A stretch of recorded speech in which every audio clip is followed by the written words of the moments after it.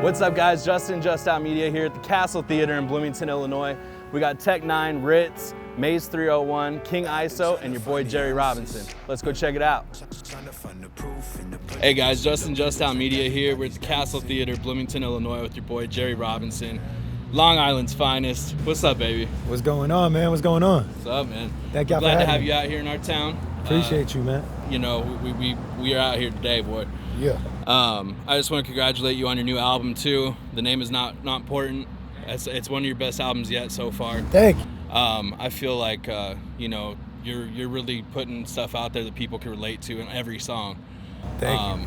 You want to give us a little bit of background of what got you into music, what you're interested in? You know, what I know you produce, you do songs, you do a little bit of everything. Yeah, like you said, man, I come from Long Island, so I spent my whole upbringing in hip hop, Queens, Brooklyn, Manhattan, rap battling, you know what I'm saying, doing whatever I could. Like when I was a little kid, 8 Mile came out, so I just became like crazy obsessed with rap battling, and you know, I'm literally 20 minutes away from the mecca of hip hop, so it wasn't hard to find battles and shit like that, but it was hard to introduce myself into that world because of, you know, certain attributes of the way I look and, you know, who I am. So I definitely felt like I had a fight out there because everybody, you throw a stone, you're gonna hit a rapper in New York, period. So that was really it. It was just an obsession with music at an early age, you know.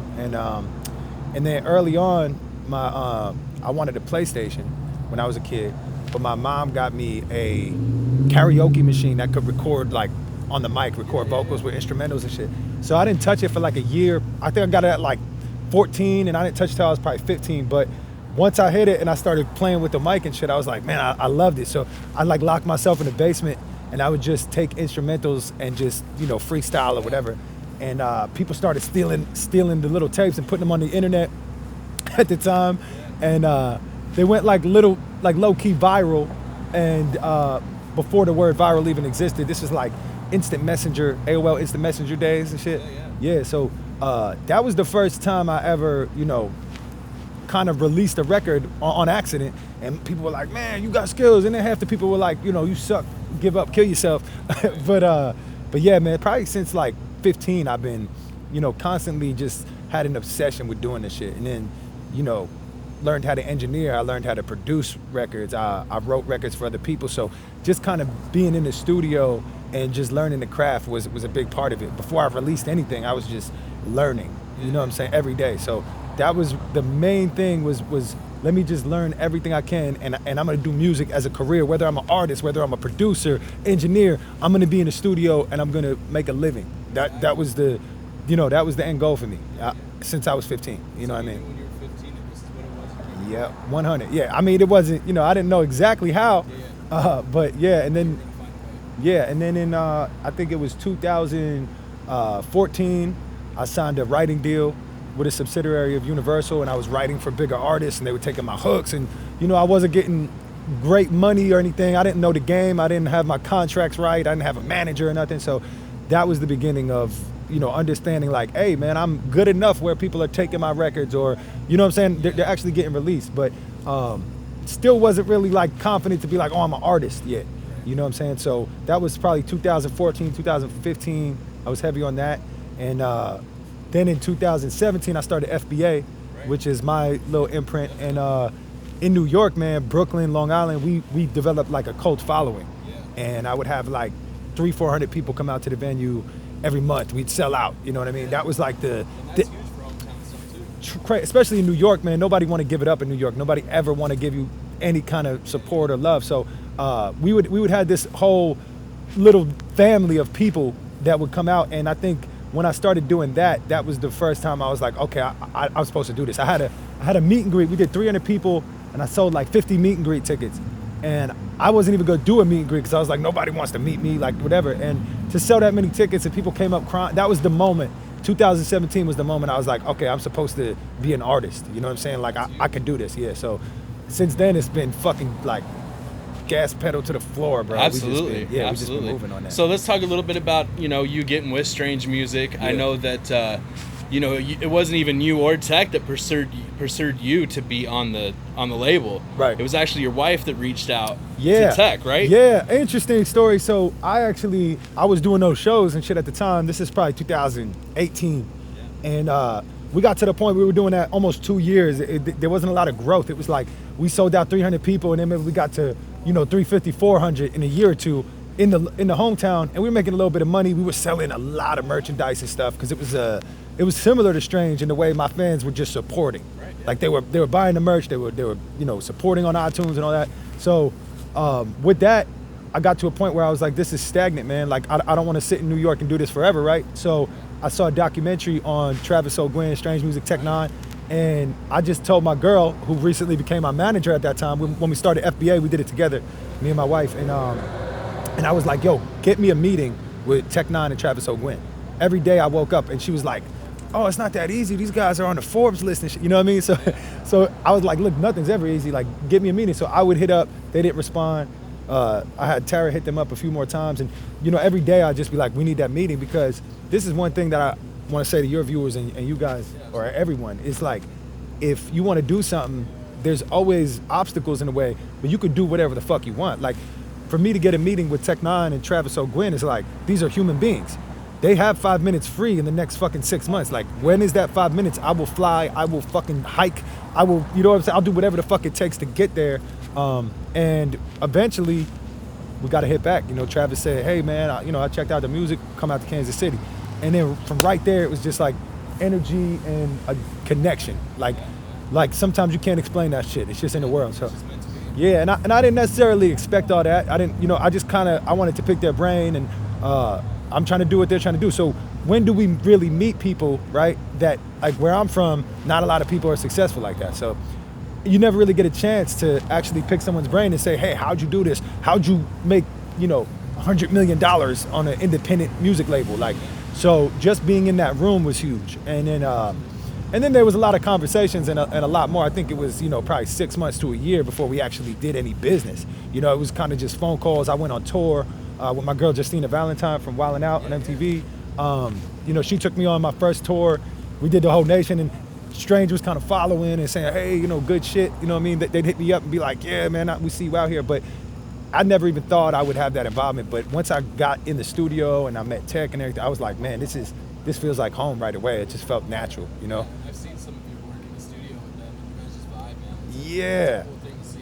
Tech got the craziest energy in the world, man. Like, nobody ever fucking admits that energy. I've never seen anybody else on that level. Yeah. And it's at a point where it's like, man, when is Tech's gonna keep going, man? And he still got that vibe like he did 20 years ago. He just had a number one record like 2 weeks ago, man, with Dwayne "The Rock" Johnson, man, King ISO, Joey Cool, the whole nine. But that shit right there just shows you, like, he's approaching 50 and he's still out here, man, every night doing this shit and putting out new material. Like, it's not like he's performing his old songs. He's performing brand new songs every night at 50 years old. So just that tenacity to me, that's how I felt like, Tech is similar to me in that way, where I feel like, this shit is, I build it brick by brick, you know what I mean? I'm not trying to be a overnight superstar out here. I'm just trying to build something solid, you know what I'm saying? A cult following that's gonna stay with me for a long time. So it was just natural. It was just a natural synergy to get together, dude. And shit has been moving ever since, man. It's just been growing every day, you know what I mean?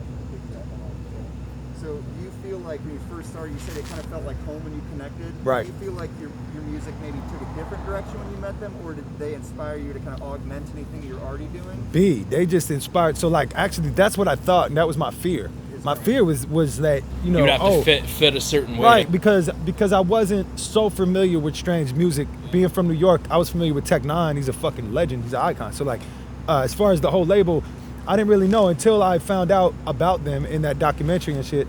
I didn't really know what it was. So I did think maybe listening to the catalog, the prior catalog, like, oh, they might try to put me in a box or, make me just rap fast or do whatever. And then one of the first meetings we had, I told Tech, I was like, so what? I said it openly because I'm very fucking blunt, man. I'm from New York. Like, I don't give a fuck. Like, I just say what it is. And I said it openly, like, oh, so now y'all gonna make me switch it up? And Tech looked at me like, he was offended. Like, bro, like, we signed you because we want you. We want your artistry. So, like, that right there, I knew I made the right decision, man. And since then, we've been going, like, not one time have they ever made me change or jeopardize my music in any way. Like it's just what I submit is which is so rare. That shit. It is, and especially with you because I know you've got your own style, bro. You got like that reggaeton, like it's all over the place, everywhere. And that's what I think is so good about you as an artist is you're so versatile. You could put out music everywhere and succeed. Especially now you got Tech behind you. That's it, man. And I'm trying to bring Tech to places he's never been. You know what I'm saying? Not in a cocky way, just in a way of like, what the fuck else am I doing? I'm here to be the best. You know, we're here to grow and make this as big as it possibly can be. Yeah, and that's the one thing I know about Tech is he's always open to ideas with artists and stuff. He really is, man. And like, you know, a lot of people say that and a lot of people put that on in the public. So that's easy, but to really, you know, go through it and be around these people and go, oh wow, they are who they say they are. You know, these motherfuckers are real. And that's why they've been here 20 years. Exactly. Because they do what they say. And that sounds like a simple fucking thing, but it's not. Most people talk a lot of shit and they do not follow through. So yeah, and as long as they continue to do that, it's easy for me to do what I need to do because, you know, I'm the same way. I do what I say. I'm not gonna tell you something if I can't do it. You know, that's it. If I feel like that's not something I could get done, I'm gonna keep it real. Hey, I don't know if I can do it. If this interview, if I don't know if I could do that, I'm gonna let you know. So it's real, and it's only just steel sharpening steel. So I go in there and I work with these motherfuckers. I feel like I'm getting better, but that's a good question though. And I think a lot of people would allow something like that to influence their sound or whatever, but it's just like that comes out of me. I just make whatever the fuck is in my mind. I'm trying to bring what's up here as close as possible to it, you know, and put that in the world. Like, so anytime I make a song, I don't go in like, I'm gonna make this type of song today. It's just whatever comes out is what you're hearing. Yeah. You know what I mean? You got a song actually, you know, relating to that. You got a song out where you actually talk about people DMing you, and you had a fan that had either passed away or something like that. You want to elaborate on that a little bit? Yeah. This is one of my OG fans from New York, like one of my real cult followers, one of the first people to really believe in me, you know. And a lot of fans and a lot of people will reach out and they just become like friends. They become like I'll be following them on Instagram and then, you know, they have a baby or they get a job or they graduate college. I'll be liking the photo and like, now we cool. So we got to, you know, 3-4 years of just, you know, him coming to shows and whatever and me communicating with him. So the last thing he did before, you know, he passed was reach out to me.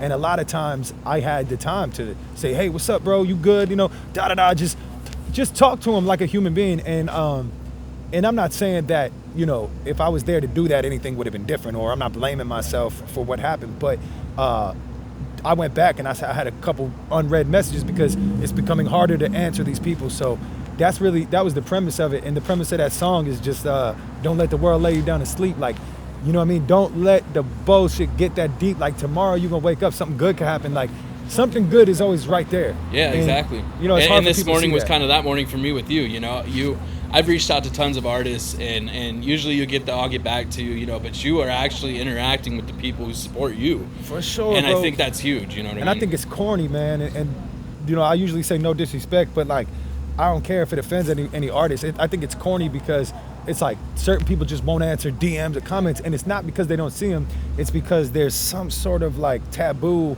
over. Like people tell me all the time, oh, it's corny, man. You know, you make yourself too accessible to people. I'm like, yo, I'm a person. Like, people At the end should of the day, be accessible to me. We all should be accessible to each other. In the same way, I tried to get, you know, Tech and Trav in a room. They could have not been accessible to me. So it's just, to me, it's just like, I'm never gonna not answer someone because I feel like it's not a good look for my brand or whatever. It's like, yo, we are just human beings. I happen to make music. You guys happen to do this and do film and run interviews. It's all the same thing, man. We all are out here trying to find happiness and peace. We're all just trying to find peace in our life and do something every day that we don't hate and we feel okay with when we lay our head down on the pillow. So. And to elaborate on that a little bit, don't mean to interrupt you, but to elaborate on that a little bit, I was just in Lansing with Yellow Wolf, listening to a conversation with him and other artists, and the one thing of advice he gave was there's a place for all of us out here. Yeah. It's just the people that are getting in the way of letting everybody get their spot. That's the fucking thing right there, bro. And you can't let that happen. You can't let that happen. Like, it's I always make the comparison to if you see a racehorse or like when horses race, they wear blinders. Do you know what that is? Do you know why they wear that? Because they can't look left, they can't look right, they can't look back. They have to look right here. So sometimes you really got to put the blinders on, man. You got to just fucking tune out everything around you and just understand where you're going and just keep going there. You know, because you can let someone say something, and you know, I got people in the studio that maybe make me question if I'm gonna put this song on the album when I love the song. I'm like, nah, this is a great song. One person can come through, and there might even be a person that's more elevated than me, or you know, a bigger artist say, oh, I don't really like that song, and now I'm like, damn, I don't know if I like. Hey, fuck that, bro. You know what I mean? Like, you need to understand what you're doing. I don't care if fucking Drake came in the studio and told me my album's whack. If I love my album, I love my album. Like, that man won't ever change my opinion or sway me, no matter what he's done in his life or no matter what he does. Much respect, but you can't let anybody sway that shit, no matter who it is. You know what I mean? Yeah, so you know, like, for every hater out there, there's going to be two people that are going to like it in the end. So, you know, you got to keep that grind. That hater comes from the person who likes you, right? They saw somebody that they know likes you, and they're like, I don't like them just because. Yeah, and that's the bad thing with this industry, especially with a lot of these bigger labels, is it's, oh, you're in this clique, we don't mess with you. You know what I mean? And that's where I think I've always had respect for Tech. You know, being in Colorado and stuff, and seeing him work with fans and everything, it's amazing. Yeah, and that's what I'm trying to never get wrapped into, like, oh, you with strange music, like that's independent underground. I don't know. We just make music, the biggest, yeah. But it's like we just make music out over here. Like I don't confine myself to underground or independent. I just make what I make, and that's what it is. I don't know if you call it pop music or if you call it rap or reggaeton or that's up to you. Once I make it and I give it to you, that's yours, bro. You know what I'm saying? I can't tell you what to do with it. People misconstrue a whole song. Oh, this song changed my life. And they'll tell me it changed my life for a reason that I'm like, oh, that's not even what that song meant. Yeah, that's not even what I meant. But hey, take that. If that helped you, please continue to use it. But it's like, that's not up to me, man. You know what I mean? The success is not up to me. Whether people like it or love it or hate it, it's just, you know, you can't sit up and worry about that shit, man. You gotta do you. And that's how I've noticed that the people that I'm around that have, you know, been successful, they feel the same way, you know? And I'm like, I'm not wrong. But like I said before, I think the hardest thing is, like, it's like, you know $1 million is real. I think it's from that movie, The Santa Claus, when I was a kid. He said, like, you know $1 million is real, but you've never seen it, right? Like, you've probably never seen $1 million cash in your life. Maybe you guys have, I don't know. But like, you know, growing up, I've never seen $1 million before, but I know that people have it. So you have to fucking know, bro. Right? And it's funny that you kind of say that, because I say that I have 3 kids. And my kids all the time are saying, Dad, what are you doing? How much money are you going to make? This and that. And I said, that's not important. I said, listen, we're all millionaires. I said, our million's sitting out there somewhere. It's up to you to go get it. Go get that shit for real, what I mean? Bro. So, and that's really the main focus every day, is like not money per se, but just whatever it is that you want, even though it's like, I've never seen it kind of. So then to actually see it, that's the second part of it, right? To actually be around people who are doing these things, and they're selling out arenas, and they're making millions of dollars, and they have these accolades. Like, you're like, okay, I'm not crazy. This is a human being. And then when you talk to them, you're like, because you interview people, right? So it's like, you talk to people and you're like, man, they're just like me, you know? And that's where my inspiration comes from a lot. Like, wow, this guy is not that crazy smart as I thought. He's not that crazy. He's just like me. And, you know, some people will tell you that, and then some people will act like, nah, you can't do this. This is what, you know. So that's there's a lot of ego and shit, and that's what I'm learning to do, is just when I feel my ego arising, just push it down and you know, don't give into that shit, because that shit that's not you. It is, man. It is, especially in hip hop. You know what I mean? It's a big deal. Yeah. Next question. Does that allow you to, like, when you get into the industry and recognize, did it allow you to kind of let your guard down once you were in? I know for younger artists, they're kind of really chopping it a bit. Yeah. Once you're in, did it kind of allow some freedom to say, now you're not really... 100%. It just in the sense of just, it's not even being in the industry per se. It's like, once I had people that actually cared, and what I call the first 300, was the first 300 to ever respond, and I sent them out. You know, my girl had this whole idea with Famous by Association, my company, and she was like, let's put out CDs. And I said, if 300 people give me their home address, I'll print this CD up. Like, I'll make it happen. But if I don't get 300 addresses, it's not worth it. So this is what kind of started my artist career. So in that sense, once I had those 300 people, fuck the success, money, anything, I knew, all right, I'm making this for 300 people. So I kind of lost that, like, you know, I didn't have to prove myself. Fuck y'all. I got 300 people, they want this next project. They in my DMs asking me every day. So fuck anyone else that doesn't know what I'm doing. They'll know one day maybe, but I have to focus on these 300 people. Like, there's so much love now. So by the time I'm finished answering all the people who fuck with me and saying nice things and positive things, I don't really have time to go look at the haters. I gotta go to sleep. I got shit to do. I got shows to do. I got, you know what I'm saying? So it's like, now I'm at a point where I don't feel the need. Actually, it's funny, that's a really good question, because I was just on the tour bus and I was saying that to the homies, like the homie King Ice. I was saying, yo, I used to be way more aggressive in coming up in New York City going, I felt like I had to be like the first battle I ever went to, they told me sit my ass down when I grabbed the mic. I signed up on the internet. My name was on the list. I went to go grab the mic. This dude said, sit your ass down. I said, no, I'm on the list. He said, no, my boy going. And then I didn't get to go for the first 2 times. So what that did was develop this alter ego, this fake character. And I had to walk in. By the 3rd time I walked in, hey, give me the mic. Give me the mic. What's up, bro? Yeah, no. Give me the mic, man. I got fire, bro. Oh, word? You got fire? Yeah. You know what I'm saying? So now I'm going back and forth. And then I'm walking around with this fucking ego, like I said. And you know, I think at that point, it kind of served me to be able to break through. And then now it feels nice because I'm a nice guy. I'm like, I like being nice, man. I like being calm and nice, but I feel like that wasn't allowing me to fucking break the door through.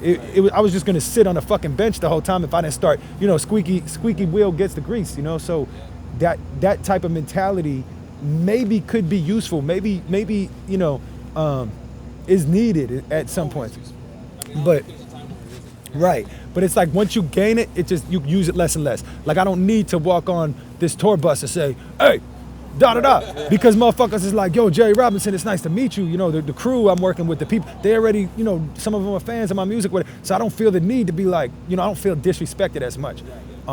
And that is why, you know, to pertaining to your question, like, that's why it's like a really, really fucking new, that's a new wave. And I feel like I could just be myself a little more. I don't have to fucking prove myself. But what's the quote?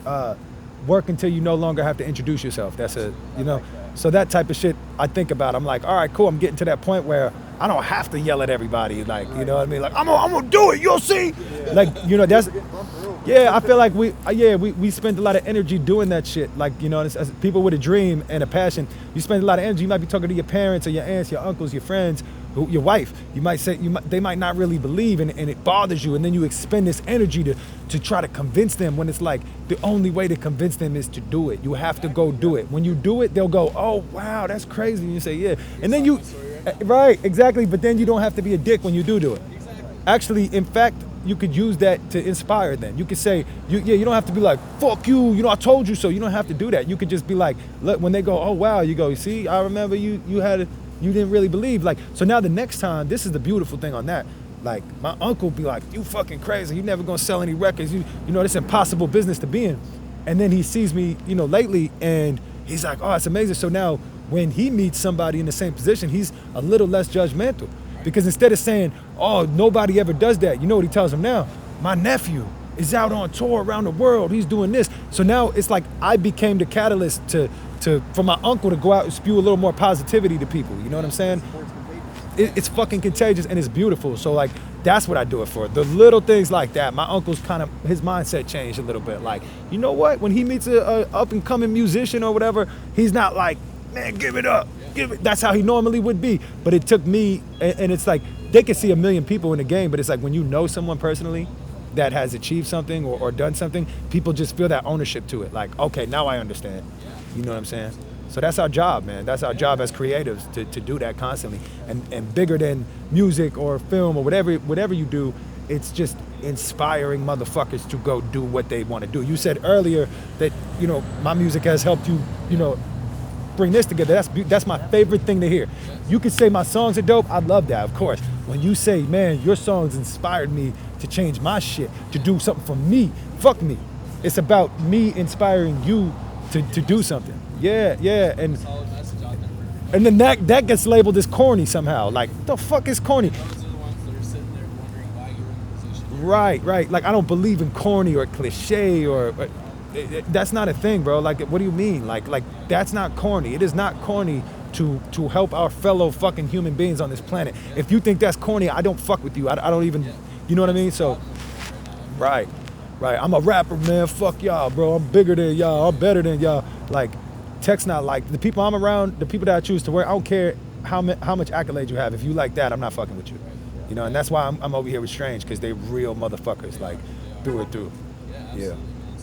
I want to congratulate you on your album that came out September 3rd. Yeah. But I want to know, is there anything you're working on before the beginning of 2022? Oh, yeah, man. We're going to elevate in a major way, man. Like, so basically, I look at it like I'm always competing with myself. I got to be better. You know, this next project got to trump that last project. You know what I'm saying? So that's always what it will be. But, I can't speak too soon on dates or features or things, but there's a couple. Watch for it, because there's a couple things that will be life-changing for me, and I think it's beautiful to let the fan base watch the elevation, because, again, not even for me, for them. For them to go, fuck, man, I knew this dude when he was here, now he's here, like, you know what I mean? But there's a lot of new music coming out, a lot of new announcements coming out before 2022. Before 2022, we'll have some announcements out there, man, for sure. Yes, sir, man. As far as like a music inspiration for you when you were younger, I kind of wanted to go over that earlier, but who was your inspiration, growing up? Who did you, what instrumentals did you rap and battle to back then? You know what I mean? Yeah, so it's funny, actually, at that point, I was so broke and shit. When I was a kid coming up, I just had this one little karaoke machine thing, like I said before, and then instrumental-wise, it was like, if I would go through, and if anybody had a CD or anything with an instrumental, you remember back in the days, there was like singles, and then they would have the instrumental. If you had one of those, I was like, yo, let me borrow this. So it wasn't really like I had a choice, but musically, growing up in New York, man, it was just that fucking Big L, you know what I mean, Jay-Z, even 50 Cent. When I was a little kid, I was obsessed with 50 Cent. But, and then it goes on, then later on, my family didn't really listen to music, so I didn't it's not like my dad always had music, or my mom, like in my household, it's not really a musical household. So I found out about music out on the streets. You know what I'm saying? Like, I went out, but a lot of people ask me where the reggae shit came from. And it's the craziest thing, because my dad would come back, he worked in Queens, and he would come back and just bring CDs, because people would, back in the day, hustle them or whatever. And he came back with this CD, and it was called Apple. And shout out to y'all if y'all still out there. I don't know. I've tried to Google it, but they had this CD, and it was a reggae CD, and I listened to it like 80 million times. I might have been the only fan they had, and they didn't even know. But that's where it came from. So like, all I knew, and I grew up where I'm from, by the way, in Long Island. Rakim, EPMD, Keith Murray. You know what I'm saying? LL Cool J. So where I'm from was like the hip hop mecca back before my time. You know what I mean? This is like early 90s and shit, when late 80s and shit. So I wasn't even really around. I was a little kid in the early 90s. So I was obsessed with that shit though, because it was just like, these people come from here. Oh, Eric Sermon was in the bodega, like, oh, you just missed him. So that was so fucking exciting to me, and I just fell in love with hip hop, man. I just fell in love with all late 80s, early 90s. And that was old school, mind you. Like, even like when 50 Cent was cool, and like Nelly or whatever, I was, maybe 11, 12, whatever. And like, I was obsessed with all the dudes from like 10 years prior. I was like a weirdo. You know what I mean? Tribe Called Quest. Like, I liked all the late 80s shit, you know what I'm saying? So, but yeah, that's huge. But everything, bro, literally all music. I love all fucking music. Like, I could fall in love, man. There's a Willow Smith song she just dropped. I'm in love with it. I listened to it like 5 times the past 2 days. So people are like, what? You listen to Willow Smith? Like, yeah, motherfucker. I listen to whatever makes my heart tingle, man. You know what I'm saying? That's the way people should listen. Yeah, and it's just about, people just aren't fearless enough to just be themselves. Like, they're so scared that other people will judge their musical taste, or, their passion, or their business, or their dreams. Like, that's what I just encourage. Like, stop being so scared. No one even cares. Like, people think that people are gonna talk shit about you. People don't care. They care about them. They care about their bills. They care about their family. Yeah, no one really gives a fuck, man. And not in a fucking cynical way, just in a way of like, yo, no one's thinking about you that much, bro. Trust me. Even if they make fun of you, oh man, he's crazy. Then they gonna go on to the next conversation, man. Stranger Things is about to drop on Netflix or something. Like, you know what I mean? So just understanding that you're not even as important as you think you are. People are not talking about you. People don't care. And the people that are, all right, cool. But like, it's not as prevalent as we make that in our head. Like, oh, everybody's going to hate me. No one's going to like me anymore. Like, that's the shit I hear a lot from and a lot of people get too caught up in that. And then there's a lot of great artists out there that do get discouraged and they stop doing it. For sure, dude. Kanye West is checking himself in the mental facilities and taking care of his mental. Like it's a lot, because it's like, you look at these people. Jay-Z went on an interview recently. He said he goes to therapy 4 times a week for the past fucking 10 years. Like, nobody knew that. Jay-Z's the king, man. Everything's great. He's married to the most beautiful girl, and he's on yachts. Bro, he's going through shit. He's got trouble. He's got mental strife, and we are all people, dude. And I just think that people will eventually phase out the idea of fame and not idolize humans so much. It's like, there's a guy who he might arguably be the best truck driver in the world, and he makes the quickest time, and he's been doing that for 30 years, and he's a king at what he does, and like, no one's waiting outside for him to sign an autograph, right? But why do y'all want my autograph?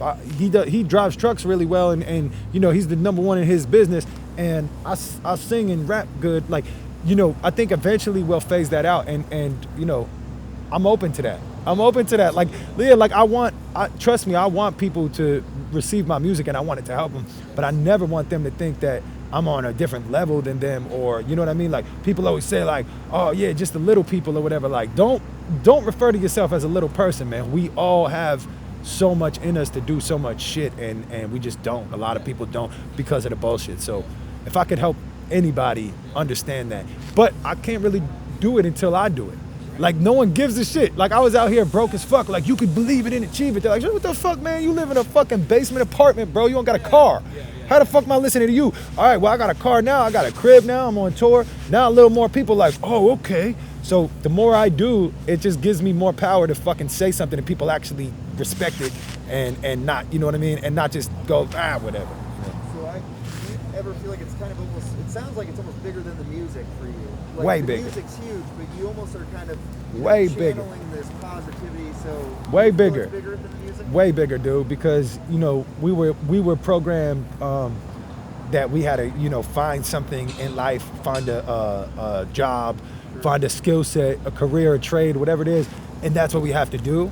And I just feel like that's phasing out, because it's like, we could do so many things, bro. You know what I mean? You could do music and fashion and film, and you know what I mean? Like, I'm not ever gonna confine myself to music. Music is my first love. Music is I can't stop doing music if I try. Trust me. Yeah, I used to call music heroin coming up, because it was doing nothing but shitting on my life, and I still kept using. You know what I mean? Like, that's how I used to look at it. But I knew, maybe there'll be light at that tunnel, and I don't even know if I thought about it. I just cannot stop doing music. It's an addiction at this point. And and it's my first love, but it's way bigger than the music. Like, even down to, sometimes I be going over my time, because I be seeing these people captivated, and after the set, I just be talking, like, I'll be like, y'all can do anything you want. And I feel like Tony Robbins or Gary Vee, Gary Vee. Which is Cincinnati, I think you just did that, right? I did, yeah. I be talking, bro, because like, these people, and then, what's funny is a lot of the fans hit me like, yo, that was the best part. So I'm like, damn, maybe I should just grab a mic and turn the beat down for a second. Yeah, and I do feel like that music is kind of the catalyst to make people understand. So I'll continue to do it forever, and I'll continue to go. But it's also just, that's the beginning foundation of building something really big. You know what I mean? And that's what FBA is. FBA is not music. It's not just music. What I like to facilitate with what I have, and I did it for myself as the guinea pig, right? Take someone that has a vision, an artist, a creative, that has some sort of a vision, and bring it to the world, and help them facilitate, because it's very hard. With all the negativity, with all the bullshit, right? People need a little funding sometimes, or and that's what I want to be able to do. I want to take an artist that I believe in, that I think can impact the world, and I just want to be like, hey man, you need McDonald's, you hungry, you need a fucking place you need a place to record, you need a place to paint.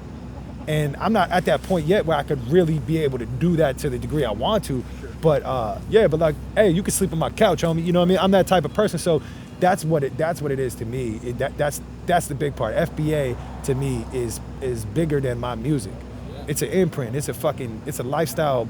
It's a world. Like it could, when I die, my music will stay here, but my soul will be gone. So that's a beautiful thing. Like I put an imprint, like my journals of my time in this life will be recorded for, you were inspired by my music. So when I die, more people can be inspired. But bigger than that, FBA never has to die. Right. Like that logo, that whole world, that entity, right, it never has to die as long as you appoint somebody to keep running it when I die. You know what I'm saying? My kids, or building that generational wealth and shit. I'm all about that, but it's just that's the main goal, is to be gone and just still be breathing, man. Like I think certain people, Frank Sinatra probably died before I was born. I don't know if that's true, but a lot of these legendary icons died before I was even born, and we talk about them like they are still here. Elvis.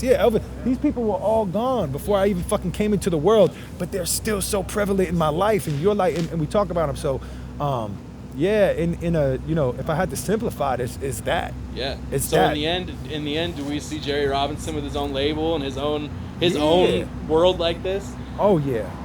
That's what it is. And I think being around Strange and shit just inspired. And I will always hold Strange. Strange will always be a part of whatever I do, because they saw it. They saw it when it was small, man. They understood it. Yeah. And very rarely does that happen. Very rarely do people just click and go, oh, I get it. So first thing Travis O'Gwen said to me, he said, yo, everybody probably think you crazy, right? I was like, yeah, everybody thinks I'm crazy. He's like, I don't think you're crazy. And I said, word the fuck up. You know what I'm saying? And fuck everybody who think I'm crazy. They don't got what you got. They don't got my dreams to a T of what I'm trying to build. So the one person that I met that did have all that was like, you are not crazy. And that was like such confirmation for me. Like, so I'm just, you are not crazy. Whoever's watching this, you are not crazy. And maybe that helps them. You know what I mean? Like don't let people convince you you're fucking crazy, bro. Yeah. Because that's how you stop. Yeah. And I think what it is too is people are scared to get in uncomfortable situations. Oh yeah. You know what I mean? Uncomfortable situations, conversations, right? People don't want to talk about certain shit.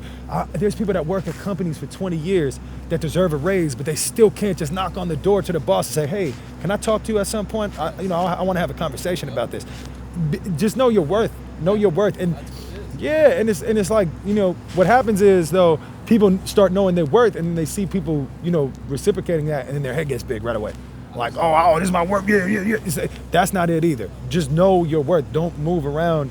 And, even if you're broke as fuck and you have nothing, man, so has every fucking person that has ever done anything special. They've been there. So don't just soak up in the day to day. And just be like, I'm the worst. I'm a piece of shit, which I've done. And we've all done. So it's like nobody deserves to feel like that, bro. That's the main thing. And that's what I said in Cincinnati. Like, nobody deserves to fucking feel like that. Don't think you do.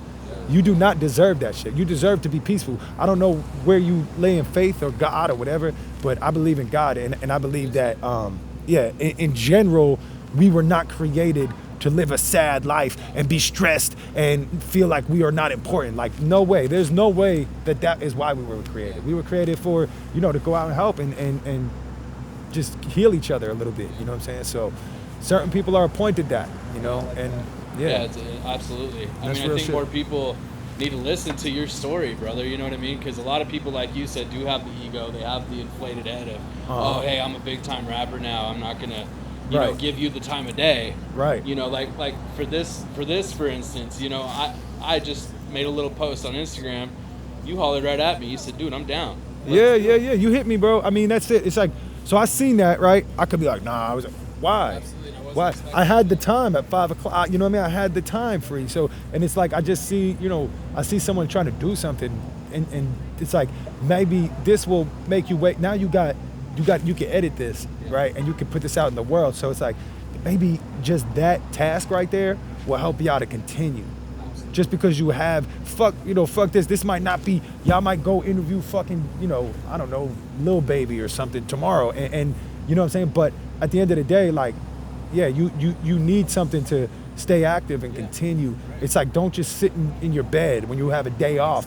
If you're trying to start a company and you're working a 9 to 5, when you got your day off, man, wake the fuck up. Go do something. That's the other part of it, though. That's where I get a little aggressive, where it's like, it's not just like believe and achieve. It's like, yeah, do all that, but put in fucking work, bro. I don't care if it's the smallest step ever. Go have a meeting, go talk to someone, call someone, reach up, send a DM like you did. That is how you win. That is it. It's that fucking simple. But it's like you could have sat there, typed the DM and said, he ain't gonna hit me back, forget it. And then we wouldn't be here, bro. You know what I mean? This could go on for years. I could interview with y'all in 10 years. You be the #1 fucking, whatever, interview, YouTube. Yeah, that's it, man. Like, that's it. So it's like I could come back and be like, remember when we did that little interview? You know what I'm saying? Like, damn, look at y'all now, man. And you're like, yeah, I can't really schedule you because we got to do this person. I'm like, oh, wow, all right. No, but that's... No, I would be fucking happy. I would be happy if you say, hey, man, we got to wait a month or two because we got these big interviews. I'd be like, cool, man. And, and like I know you said you're trying to get Jelly Roll on here. And these people, like, I really hope you do, man. And that's the homie. So like, it all goes full circle. It's like you might do that interview, and then when I see Jelly Roll, I'm gonna say, hey, yo, you linked up. That's a beautiful thing because that's how it really gets created. Do not waste your energy. Do not expend your energy on trying to convince people. That is a big no-no to me. I watch it all the time. I'm in the studio with a new artist. He's telling, yo, you don't know, I'm gonna be, yo, chill out. Take that energy and get behind the mic. Because your work will prove itself. I promise you. But if you're just sitting here wasting 2 hours talking to a motherfucker that does not believe you, you're not gonna sway him, and it doesn't matter. It doesn't matter what he thinks. It's not gonna, you know what I mean? It's not gonna affect your future, how this guy feels. There's plenty of people that just do not like me. You know what I'm saying? That's okay. Yeah, bro. I'm from New York. I'm abrasive to people. I'm different. They don't like the way I dress, so they don't like my music. Like, most of the time it's like I don't know you. I have no idea who you are. My life is not different. I just, whether you say that or feel that, it's like you're not in my circle. I don't know you. You're not affecting me. It's cool. Go ahead. And that's what I do. And then I just focus on the love. Like even here, like I'll be opening up at shows for tremendous artists, and I'll see people that come from me and they're singing. So there's 2,000 people in there, and I'll see 200 singing my words. And man, and I don't care if the rest was booing, I wouldn't even be able to hear it because I'm just, these 200 people is in the crowd singing my shit. We are having a connection. I ain't even on y'all. You know what I mean? So, and then it's like, once you got that 200, the other people go, oh, they like it? All right, cool, let me put my hands up. And that's just human psyche in the way it works, bro. You know what I'm saying? So, and I kind of blame the internet a little bit for that. Yeah, the internet is definitely not healthy. You know what I mean? For mental health and all that, but it's also necessary for, where's this interview going? Exactly, right? Exactly. For this industry, yeah. I mean, the internet did big things for music, TV, all that. Fuck yeah. And people networking. I mean, think about how hard it was for artists back then to connect. They didn't. They had their own little group. You know what I mean? If you wasn't working for like ABC right now, we wouldn't be doing any sort of interview. Yeah. And these cameras would have been $200,000 back then. So that's the thing. It's a beautiful thing, and you got to just look at the positives of it. You can't go, oh, the internet's all bad or whatever. No, man, it's really allowing people to be creative and take shit to the next level. That's a beautiful fucking thing. But yeah, it's bad if you consume yourself with the negativity of it. Yeah, if you're fucking watching comments and responding to people that don't matter. Yeah, Joe Rogan said it best. He said he used to respond to like thousands of comments and he used to get to them. You heard that? And then he's like, yo, I literally realized these people pay to see me and I'm giving them free energy. He was losing sleep over it, and he's like, why am I losing sleep over it? Yeah, man. Yeah. So I think I kind of grew up with it too. I grew up with the internet, and I'm like, I'm at a point with it where like I'm kind of happy because it's like, it didn't just spring on me. It's not a new thing. I grew up, before I did music, I had a fucking MySpace page when I was a little kid and, this or that. You know what I'm saying? So it's like, I understand it a little more where I never let that shit get to me. But I watch it happen all the fucking time, man. And it shows with your music, bro. It really does. Thank you, man. I appreciate that. Yeah, we just getting started, bro. Absolutely. We just getting started, dude. Bro. I hope that we can redo this in 10 years from now and go, oh, shit. Right? Look what we did, bro. Right. And your interviews is the fucking best in the world. They just did Drink Champs. Kanye, I don't know if you saw that. Kanye West was on, it's called Drink Champs with Nori. He's a rapper from back in the day. And he's got the #1 podcast in the world. Yeah. Yeah, it's crazy. So like that's, you know, and it's funny because every single person on the tour has watched that fucking interview. It came out 2 days ago. From tech to, it's like, damn, man. So just to have that power to make content and to just have that many fucking people see it. Yeah, have y'all saw the Island Boys? Yeah.